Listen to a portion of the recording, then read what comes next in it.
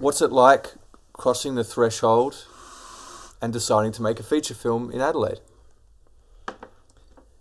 Making a feature film in Adelaide was not a thing that we'd done before, so we weren't sure where to go and who to talk to. We knew that the South Australian Film Corp was a body, but we'd only done one feature film before, and that was in Brisbane. Yeah, to work with them, you need to have had 2 feature films picked up by sort of festivals or shown in cinemas or whatever. We have that now, so we can approach them now. And I was talking to a producer last night at the show that is going to be a good contact for that.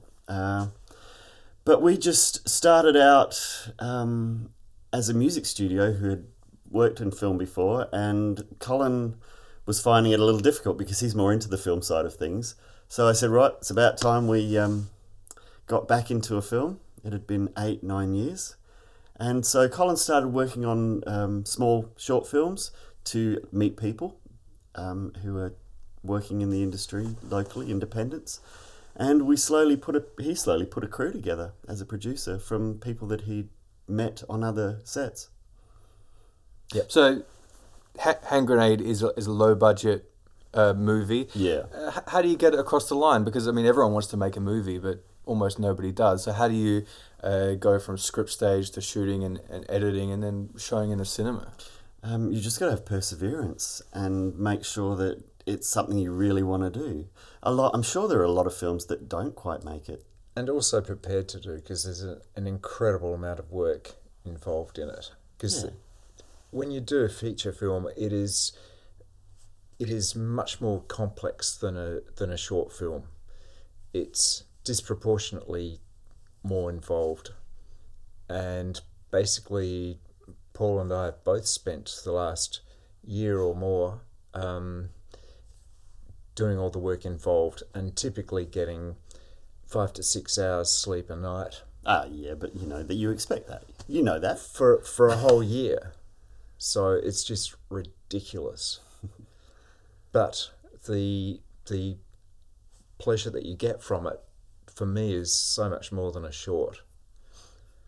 Unfortunately, you can't do too much with shorts. You can put them in film festivals, but it doesn't quite get the attention that a feature film gets.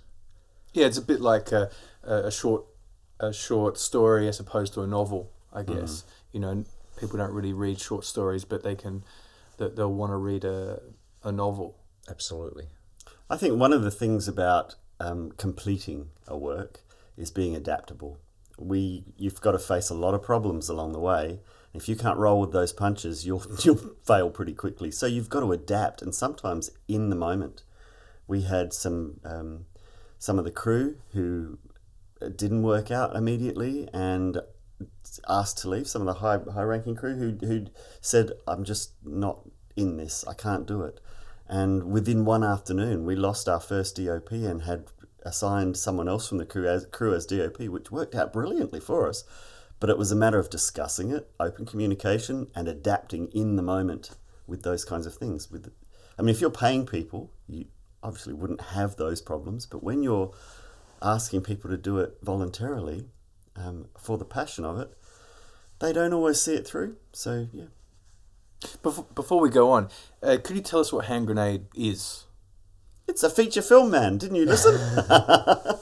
It's about a family of a brother and sister and their same-sex partners who, as a group, decide that they want to have a child, bring a child into the fold. So the 2 older best friends, not the brother and sister, going through IVF program to have a child.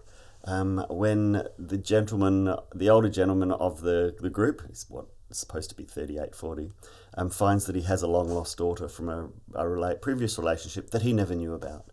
That young woman's mother has died and left her a note posthumously through her priest that says, "You actually do have a father, and it's about time you found out, and I didn't want you to know about him because he's gay. I found out he was gay." And he didn't know.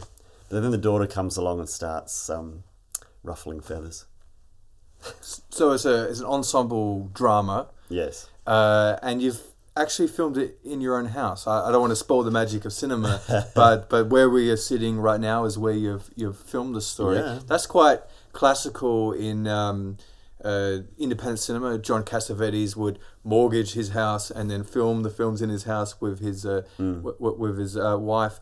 Can you tell me about your low budget methodology? Because again, not many people actually get films made. There's a lot of film talking, but there's not a lot of filmmaking. So you guys have obviously come up with your own methodology to make your second feature. What was that? Well, the problem was, what do you do about equipment? And in the first feature film, I did the calculations. Unfortunately, I've got accounting training, and I've found that it was cheaper to buy the equipment and sell it afterwards rather than hiring the stuff. So we bought the equipment, and you can get stuff incredibly cheaply on eBay. That was the way to go there. I must admit, when it came to finding cast, because we'd had previous experience doing features, and the lead from our first feature went on to Neighbours, Home and Away, and a big TV series in America, The Tomorrow People and Agents of S.H.I.E.L.D., as well as a feature film over there. He was very well known. That's Luke Mitchell in the around the traps with the actors. So when they found out that we were looking to do another feature, we got a lot of people applying to audition. Yeah, we used him. Basically, used his name to promote getting a really good cast. For me, getting the feature made was about starting at grassroots level, knowing that we wanted to film in the house, finding writers that were competent, and then zeroing in on one writer, which we did with Jen McQueen, and then nurturing that script through its whole production phase, writing phase.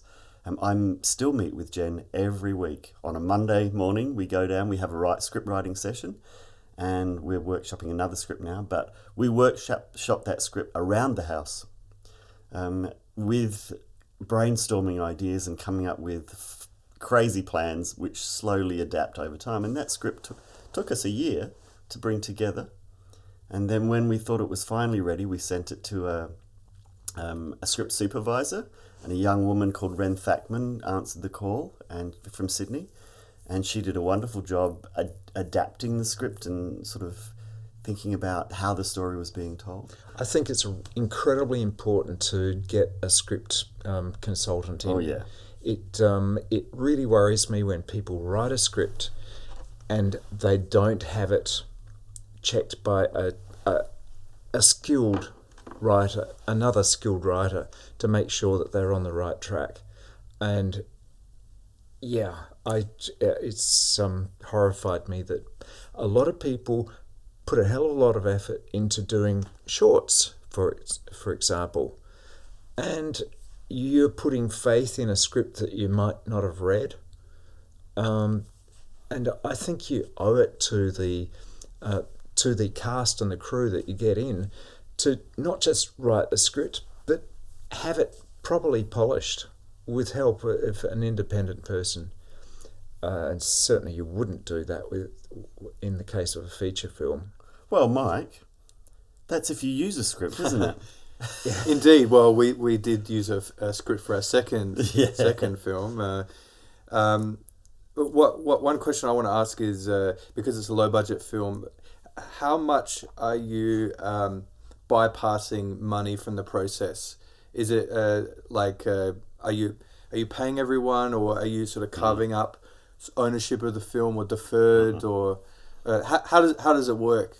That's the the producer. I'm the producer, side of things. I paid for everything, so I bought the equipment and I paid for all the food.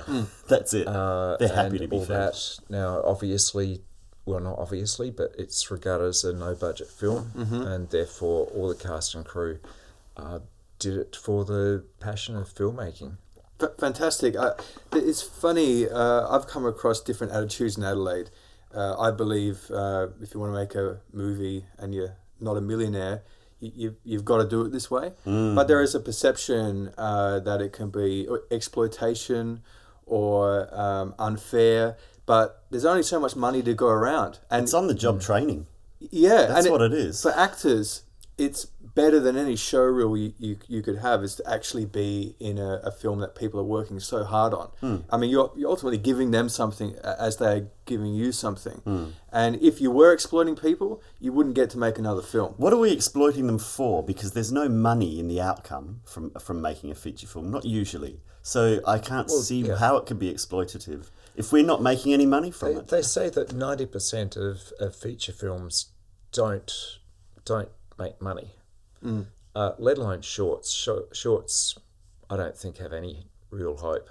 Well, I say this only because I've encountered it. Look, I've never paid anybody anything ever. So I think the film we just shot probably cost a few $100. Really, I used the same old Handycam. Yeah. We just went through it again with what we learned the last time. But there is a perception in some people that you will meet in the industry. Maybe it's a protectionist thing that they're worried that if people start doing it for free, or then professionals will lose their jobs. I don't know, but I don't agree with them. So I was just sort of wondering about that, because I felt the 2 times that we've shot a film and never paid anyone. Well, certainly the first time we loved it, and no one argued or anything. I think the second time was a bit harder because we had a script and we were very particular with complex camera movements, and it was more technical problems and organizational ones because we weren't so freeform. But money, when you bring money into the process and start paying a few people, that would upset things. Absolutely. Yes, definitely. Yeah. Can't do that. I think that independent film is the birthplace of a lot of great people. The kudos or whatever comes out of these other films will help us push that little bit extra and get some funding that we can actually pay some people. I sure hope we can, because I found it a major financial burden footing the bill, and I tried methods of getting funding. The only thing that we had any sort of vague success with was Indiegogo, and we got about 5% of what the film cost us. So, which didn't go anywhere near covering the cost of the food that we supplied, and we went to town on food for people. We did look after them. I think the good thing about the no budget films is somehow people seem to really enjoy making them. Oh yeah. Because everyone's there for the passion of filmmaking. You make sure that the people we've always made sure that the people have some experience. Yeah, having said that, it is a huge commitment too. So that word passion, you have to bloody have it. The people with the right attitude, and you know who they are, and they stick it through. Yeah. Now you had the premiere, the world premiere of the film last night. It was a packed cinema at the Odeon, a wonderful Art Deco cinema. How'd it go? Oh, it was brilliant. It was intriguing seeing the people's reactions, because there were only 3 people who'd actually seen the film before it was screened, and they were the editor, the director, Paul, here, and myself, the producer. And a few pre-screenings to target audiences. That's true, but no one had seen the final to tailor film. the film. No, they hadn't. And I hadn't seen it with anyone else. So seeing the reactions of people in that cinema, something like 250 people, it was just amazing, because I knew things were supposed to be funny, but I thought, people aren't going to laugh, But the trouble is, I've seen it right from before the script was finished. So, but it was great seeing the reactions, and there were a couple of turning points in the film, and wow, the reaction of the audience just really surprised me, and yeah, it was just a fantastic feeling getting that reaction from the audience. And after all that work, it was really great to have a festival-like feast to take us on, and we just had to go along and enjoy the ride, really. They organised the cinema, they organised the ticketing, they organised everything for the event. They provided some champagne for it, which was really great of them. And they also provided some chairs and a microphone afterwards, and we had a Q&A, which the audience seemed to love. Yeah, I was surprised how many questions. We actually got some questions prepared in case no one was confident enough to stand up and ask questions. But, the hands shot up straight away. Lots of questions. Yeah, there were a few questions about the film itself. I mean, there were quite a little bit of black space in between some of the shots. Scenes. And that I did that specifically to carry some musical themes and to let people ponder intellectually on the themes that they were considering, because there's a lot of ways that they could be seen. And someone thought that I maybe was undervaluing or underestimating the intelligence of the audience, which was totally not the way. But it was good to have that out there.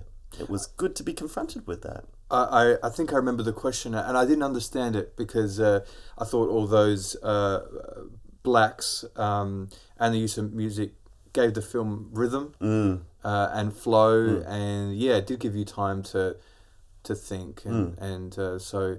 All right, so you had a packed screening of the film. Yeah. I must ask the absolute cliche of where to now? How are people going to see this film? Well, I've got to do some work finding a distributor. We are creating a DVD and a Blu-ray of the film. That will also have a behind-the-scenes documentary that was created by Sean Watts, who followed us around everywhere we went, pretty much. There are plenty of outtakes. He put together quite a lengthy film, which has been now cut down to about 20 minutes, which is reasonable for a DVD. We have deleted scenes, which expand the story and take it in different directions that weren't in the final cut. There had to be a lot of deleted scenes because, frankly, the script was 100 pages long, so conventional thinking is that's 100 minutes. But I was really surprised when we were filming it. The delivery of most of the actors was a lot slower than I expected. And rightly so. And it was heading towards being a 4-hour film. So there was a lot that had to be cut out in one way or another. Some beautiful scenes too. Some scenes that we shot at the end that were just amazingly lit by Warren Luxford, yeah, and Colin Pine, the DOP. And the guys on the camera, James Wire and Justin Phillis, were in the zone at that stage. And some of those most beautiful scenes, and the acting was amazing on the cutting room floor. What is it like to drown your children like that? It's hard. It's hard. That's why, if you're partly writer and director, you don't edit the film. That's the worry about a no-budget film. People are putting their effort into it. The actors are expecting to see themselves on screen. So to cut them entirely out of the film is much more difficult with a no-budget film than with a paid film. Yeah, because in a way their reward is being in the film. Absolutely. And unfortunately, 3 of the actors did have lines, but in the final edit, they didn't actually have lines. They appeared on screen, that just their lines had to be cut. Well, I had workshopped the script to be quite dialogue-driven, and I wanted that. But ultimately, you just can't explain everything away. You've got to have some mystery in a film. You've got to give the audience some mystery and some way to think differently about the film, and so a lot of lines were cut.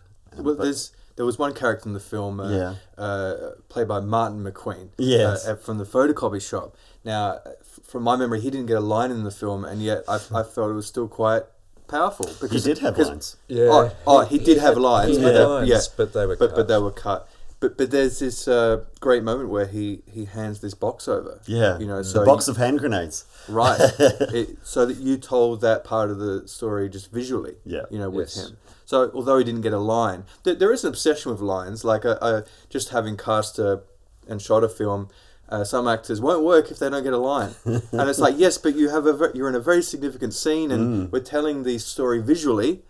But if they don't get a line, they don't want to be involved. Look, I can understand that because the conventional thinking in Hollywood is if you don't have a line, you don't get a credit at the end of the film.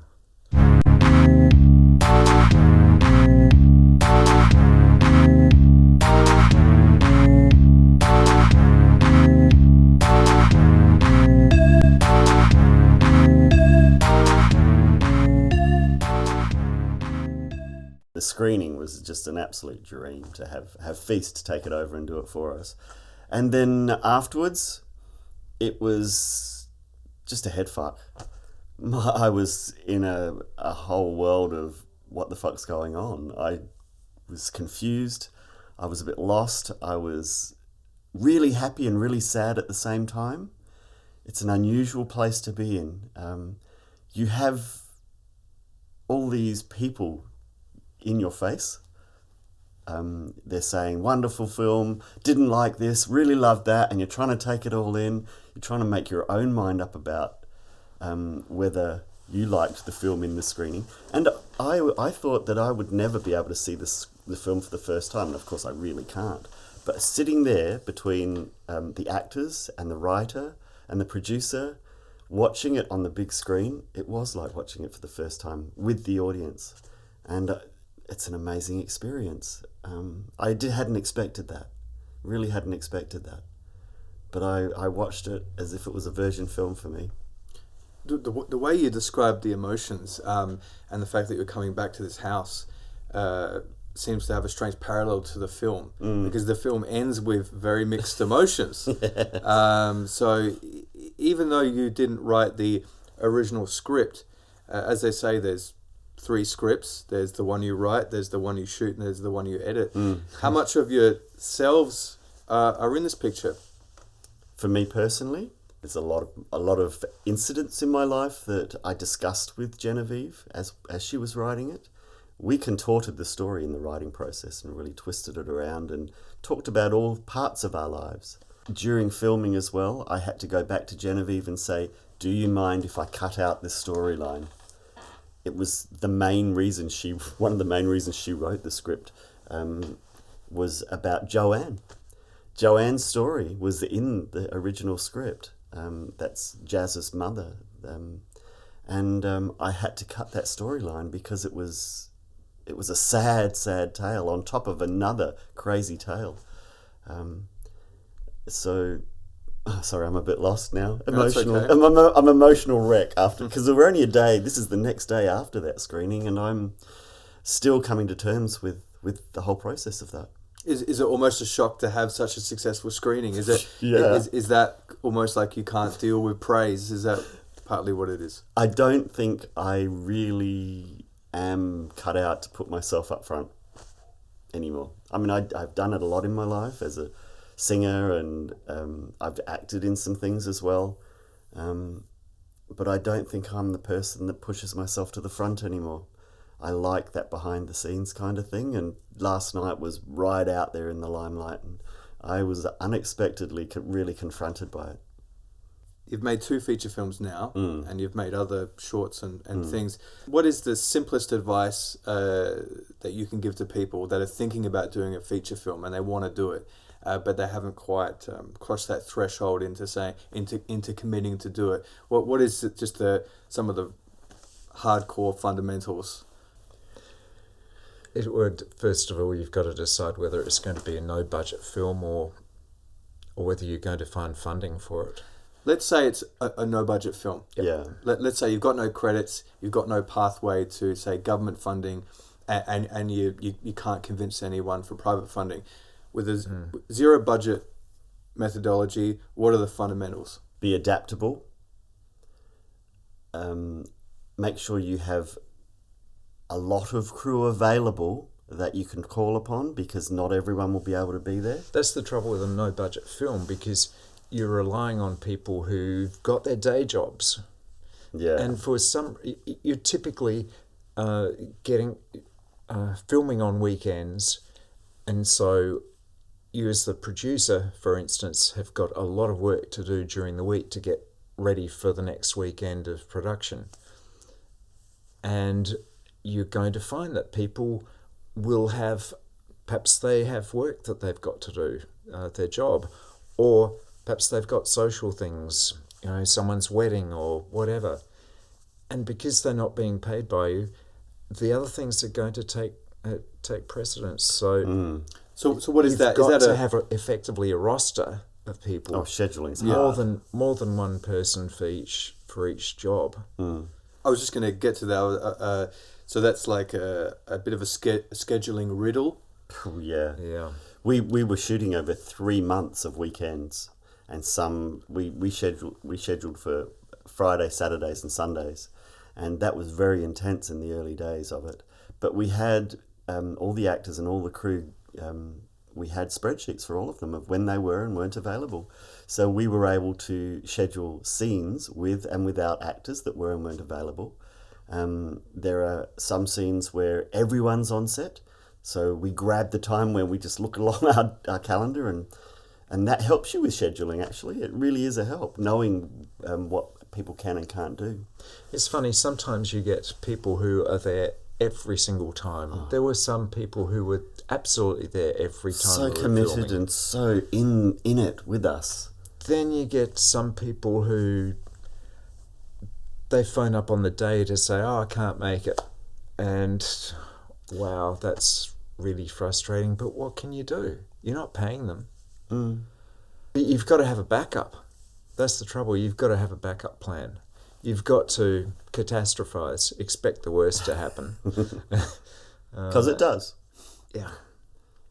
Was your other film shot with the same over 3 months on weekends? Is it? Was Yes, that? yes, Yeah. exactly. Yes, it was. We followed the same format, in fact, and it worked for us.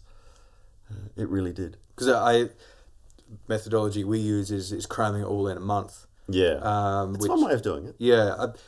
Which the trick is, if you work with young people, they're usually students, and you just pick where their holidays are. But I was just wondering about that process, because that's quite drawn out compared to what I've experienced. Does that dissipate any energy? Does that anything suffer in that way?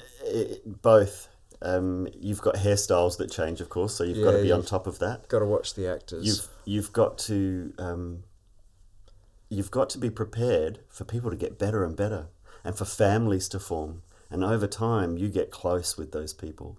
You know them inside out. And I think by the end of shooting, or halfway through the shooting, in fact, the crew, Colin Pine, James Wire, and Justin Phyllis, were in my head.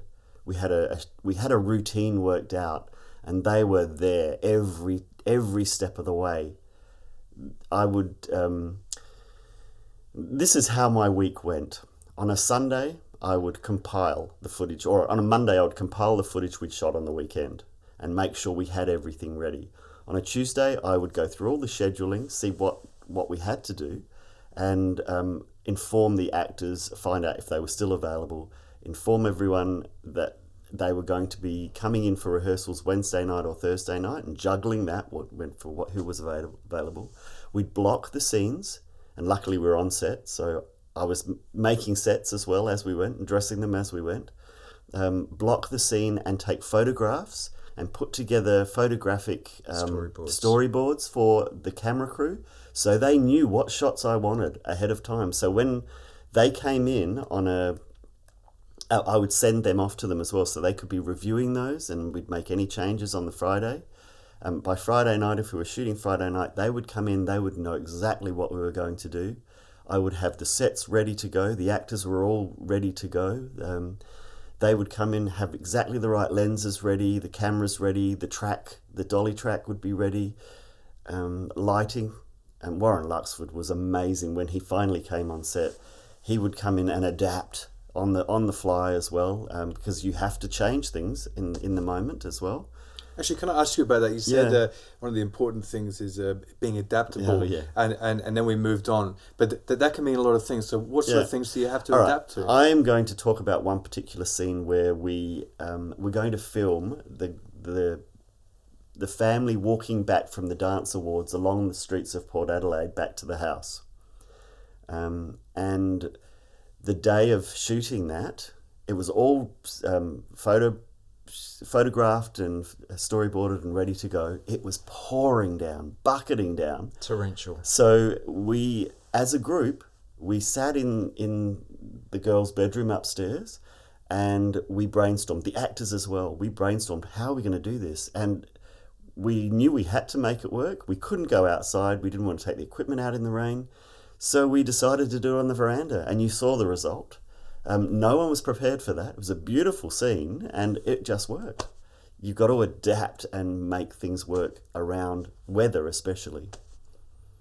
So it's are there other examples? Because what works on the page doesn't always work in reality. Yes. Sometimes visually things don't work. It's just that for whatever reason. Yep. There was another scene where Actually, I just remembered Yeah. that scene. I actually went and got a license. What's it called? Permit. From Yeah, the we got council permits to be on the street and everything. To be on for the that. street. Never used Well, it. yeah, didn't use it. There are other things where you've got setups where the actors just are losing their mojo. They're sitting in uncomfortable positions for a long period of time, and so as a director, you've got to think this isn't working. So you just start from scratch and you say, okay, let's try it, something completely different. So we're going to pull back and do a wide shot. And so the camera crew, okay, wide shot, right, what angle, where are we going to go? You just, on the fly, say, let's do it from this shot. It works for the background, it works for this. And it works for the entry and exit points for the actors. And then they know their lines, and you just quickly do a blocking and then let them go to it. Sometimes it's a great result. Sometimes, again, you have to think, all right, we've tried that. Let's go back to what we tried before, and then it will work. One thing that we tried to do was rehearse the actors as much as possible beforehand, so that they became comfortable with what they were doing. They could polish their performances instead of wasting crew's time on the weekends going to film, because that's frustrating for the crew when actors are fluffing their lines or they're not sure what they should be doing. Rehearsal, and lots of it, is really going to help everyone's sanity. I was actually shocked during the Q&A that Kale was nothing like his character. I just thought you'd more or less captured life, like someone's character, but he actually appears, and his mannerisms are very different. Yes. I wanted him on a kayak. When I knew he was a surfer, I said, can you canoe or kayak? And he said, no, I've never done it before. He's just a surfer, but he's not afraid of being on the water. And I said, well, as part of your emotional journey here, you're set adrift. You're lost. So I want to see you on a kayak in the water and in an early morning scene. And he's just gone to LA and come back. So is Melissa Martins. She's done the same. So last time you discovered someone who's sort of gone on, what's your feeling about this one? You never know, but I think we've got a great ensemble cast. I think Aaron Broomhall has huge potential. He's a great writer, and I know that he is currently in a production of a comedy show for Stan, and he's helping write that and produce that. He'll also be acting in that. I think Krystal Brock is a wonderful stage actor who has done a lot of work in Adelaide, and a lot of people know her. She has done a little bit of screen, but she just gave wonderful performances, and she felt that this film opened her up a lot as well. We had a great relationship through the film. We really connected, and it changed both of us, our relationship. Melissa Martins is a promoter of healthy lifestyle as a vegan as well, and she is a zany character, and she was quite a dominant force to be reckoned with in this film. That was totally not her personality. Mikayla Lynch, what can I say? She, for me, stole a lot of the scenes that she was in. She reminded me of my son, Michael, and was also a redhead. He's passed away now. When I saw her and she came to audition, she stole my heart straight away. She's a raunchy, strong woman just out of film school, acting, and this was her first post Flinders University project. She was amazing. She's an amazing actor. Kale Brock, he's was in Totally Wild. He was a Totally Wild presenter. He was really scared of this. He was scared that he'd be typecast. He was scared of everything he did in the film, but he let go. When we first auditioned Kale, he wasn't the best person that we auditioned, but we called him back because there was something about him, and he worked hard. He really worked hard to make it work, and you could see it. He was clearly enthusiastic. Oh, the second time he came back, there was such a transformation. He absorbed the character, and there was a playoff between two actors for that role, and right up to the end, we weren't sure who it was going to be, and unfortunately for the other guy, who was wonderful as well, we chose Kale, and I think that was partly because of the Brock similarities, the hair colour and the face shape and the name even. They just worked as a brother-sister team.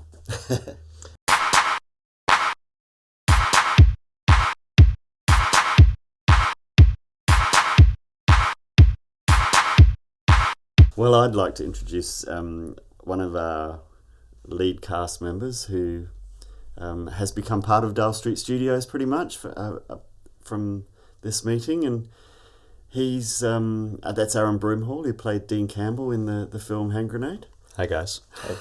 What was it like working on Hand Grenade? I'm trying to find something that doesn't sound like a cliche, because it was a dream. Yeah. It really was. It's my first major production in which I had such a large role. My first major production in which I was able to trust a director so wholly, to trust in my fellow actors so well. Just the environment and the people that we had on set, it was it was ideal, and I had so much fun just producing this. Not producing this. This was Colin being the producer, but producing my work for this. And I think I will have memories that will last basically forever. Mm. Well, one thing that strikes me about the two male leads is how different you are in real life. But I assumed watching the film that's how you were. I cast people to be more or less like themselves. I'm the shortest distance from A to B. You have a DP and a camera operator. I don't have either of those. I just do it. So I'm trying to be really immediate, but you've constructed something, an illusion, and it's worked. So what is it like inhabiting a character like that? Do you create it? Is it a collaboration with Paul, the script? And I had the influence of Jen's writing of where she wanted the character to go. I had Paul's interpretation of the character, and then I had what I read into the character based on my experience and how close or how far away certain aspects of myself were from Dean Campbell himself. And I've said it to other people that I feel like Dean is a version of me who is obviously a little bit older, but he hasn't learned some of the lessons that I have learned throughout my life. And so part of inhabiting his character was I would rewind myself back to before I learnt those lessons, and I would picture that version of myself in the future and was thinking, what mistakes would I be making? What things would I have my head buried in the sand over? How much of a sanctimonious prick could I actually be? That kind of thing. And I just wanted to explore that. Do you think that actors are actors because they want to inhabit different minds?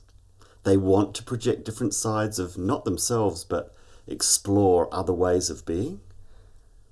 That could be a valid interpretation for some actors, but also for others, maybe it's that they don't find enough scope within their own personality to express their true self. And so it's this temptation of, I have these other facets now that I can inhabit, and I can either be more of myself to the world, or I can create something completely new and unique and just have an absolute blast with it and tell a real story. There was a beautiful scene of the women after they've had their first dinner scene. The family go to bed, and the women are getting ready for bed, and there's a lovemaking scene in there, and that started out a very different scene. That started out very dialogue driven. Very first day of shooting. Shot on the first day. Lighting was crap. Not a good thing to have those intimate scenes on the first few days. When it came to the end of the film, I realised that scene was not working. So I took that script and just put a red line through it. Chose the key phrases, the key things we wanted to show, and we wanted to show the intimacy of these two women. And frankly, they were prepared then to do it, go for that, and we shot a lot more than was actually seen. They really were in the part, and they surprised even me with what they were prepared to do because it was asked for. Frankly, the lighting was better, and the shots were better. Yeah. So it was so well worth refilming. We did that a couple of times. As we got towards the end, I kept reviewing and compiling every Monday, seeing whether the film was working. And I didn't have an editor at that stage. Now I would have an editor on board from the word go, doing that compiling and telling the story as it's going. Did you say there was a bit of a kind of disaster early on with some crew leaving? Some technical crew. We had a wonderful guy, a wonderful DOP, who came in and just couldn't complete. He couldn't connect. He couldn't connect with the piece of work, which is understandable. It just didn't work, and I respected him for that. He kept coming to me and saying, this is not working for me." And Colin Pine was on set as a technical advisor at the time, and in that, I think it was the second weekend of shooting, Ben said, "Look, he's a photographer, and he's a wonderful photographer, and we thought that would work, but it didn't work for him." And so he came to me and I said, "Look, that's okay, Ben. We can work around this." And I called Colin into my little green room at the front of the house and said, "Colin, would you be prepared to take this over?" And he had a few stipulations, which was good. And I said, "We were there for you, whatever you need. If you feel you can do this." I'd already learnt that he would have made a good DOP as well. Can you share those stipulations? No, probably not. Right. It's a long time ago. Yeah. I just remember that there were these rules. He wanted to.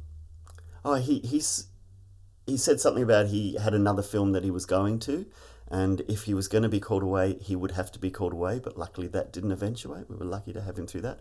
It happened towards the end of the film anyway. I think he pushed that aside because he got so into the film as well. So we adapted. I was just about to say that you both great potential DOPs. One worked in that moment, and one had to pull out. I definitely have a style. How would you describe the style? I like colour. I want a visual feast. I like a cluttered set. I like a lot of close shots. I don't like wide shots. I avoid them. You often start a shot with wide just in case you need it, but then you do your close-ups. I always end up with the close-ups. I love that. I love telling intimate relationship dramas about people falling apart and coming together. I love the duality of two characters looking into each other's eyes. I love that intensity. I love people's eyes, so I come in very close as much as I can. And I love to see them in full colour. I also like blueness. I love the blue tones in film. But we used a bit of golden tone in this as well to reflect different feelings. I think in the majority of this house that we shot in here, it's all blue toned. But when we go to the foster home, where the wonderful Nick Buckland plays the foster father, very religious, I used golden tones in that. When it came to the end of filming, I was compiling. I realised at that stage I was not going to be able to edit this film. And that was a mistake I made in the first film as well. Through a really hard time in my life, I edited the first film against my better judgment. It didn't pay off for me.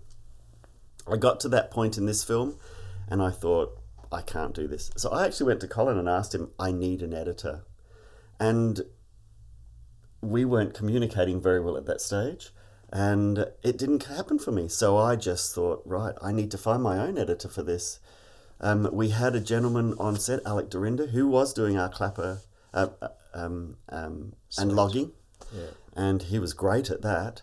He had gone to a number of TAFE film courses. He was quite good at that. He's an absolute film fanatic.